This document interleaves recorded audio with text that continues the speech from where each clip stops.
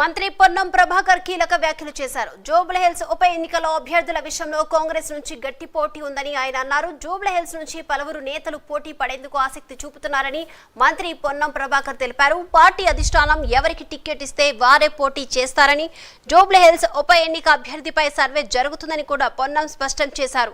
ఈసారి జూబ్లీహిల్స్ లో కాంగ్రెస్ జెండా ఎగరవేస్తామని మంత్రి పొన్నం ప్రభాకర్ ధీమా వ్యక్తం చేశారు.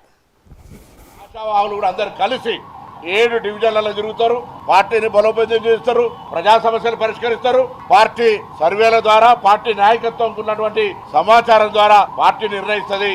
కానీ బయట నుంచి ఎవరు ఆశావాహులకు సంబంధించి ఇక్కడ ఈ జూబ్లీహిల్స్ ఉప ఎన్నిక లోపల అవకాశం ఉండదు. స్థానికంగా మాత్రమే అవకాశం ఉంటుంది. స్థానికంగా కష్టపడి పనిచేస్తున్నటువంటి వాళ్ళ నుంచి అభ్యర్థి ఉంటాడు. ఎవరు అనేటువంటిది పార్టీ సర్వే ద్వారా పోటీ చేసిన అభ్యర్థి వస్తారా, కొత్త వాళ్ళు వస్తారా, ఎట్లా అనేటువంటిది that is decided by party.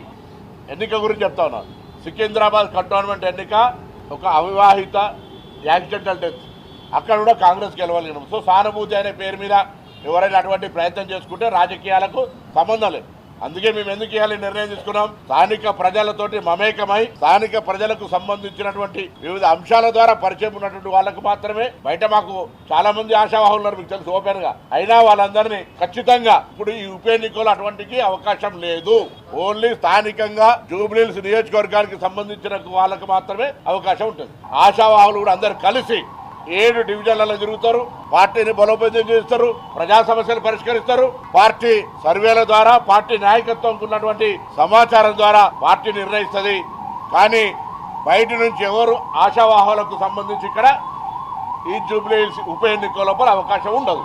స్థానికంగా మాత్రమే అవకాశం ఉంటుంది. స్థానికంగా కష్టపడి పనిచేస్తున్నటువంటి వాళ్ళ నుంచి అభ్యర్థి ఉంటాడు. ఎవరు అనేటువంటిది పార్టీ సర్వే ద్వారా పోటీ చేసిన అభ్యర్థి వస్తారా, కొత్త వాళ్ళు వస్తారా, ఎట్లా అనేటువంటిది that is decided by party. ఎన్నిక గురించి చెప్తా ఉన్నాను. సికింద్రాబాద్ కంటోన్మెంట్ ఎన్నిక ఒక అవివాహిత యాక్సిడెంటల్ డెత్, అక్కడ కూడా కాంగ్రెస్ గెలవలేను. సో సానుభూతి అనే పేరు మీద ఎవరైనా అటువంటి ప్రయత్నం చేసుకుంటే రాజకీయాలకు సంబంధం లేదు. అందుకే మేము ఎందుకు ఇవ్వాలి నిర్ణయం తీసుకున్నాం. స్థానిక ప్రజలతోటి మమేకమై స్థానిక ప్రజలకు సంబంధించినటువంటి వివిధ అంశాల ద్వారా పరిచయం ఉన్నటువంటి వాళ్ళకు మాత్రమే, బయట మాకు చాలా మంది ఆశావాహులు ఉన్నారు, మీకు తెలుసు ఓపెన్ గా. అయినా వాళ్ళందరినీ ఖచ్చితంగా ఇప్పుడు ఈ ఉప ఎన్నికలు అటువంటికి అవకాశం లేదు. ఓన్లీ స్థానికంగా జూబ్లీహిల్స్ నియోజకవర్గానికి సంబంధించి